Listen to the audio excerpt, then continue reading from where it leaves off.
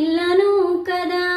మళ్ళీ తిరిగి అడుగేసేది వచ్చిపోయే చుట్టంలానే. నేను పుట్టి పెరిగిన ఊరికి ఇకపైన పొరుగురు దాన్ని. కట్టదాటి గంగ నీడు కంట పొంగిని. ఎంత ఎంత యాతనో ఎంత గుండె కోతనో ప్రాణమోలె పెంచుకున్న పిచ్చి నాన్నకు దూల మిరిగి భుజముపై పడిన పిడుగు పాటి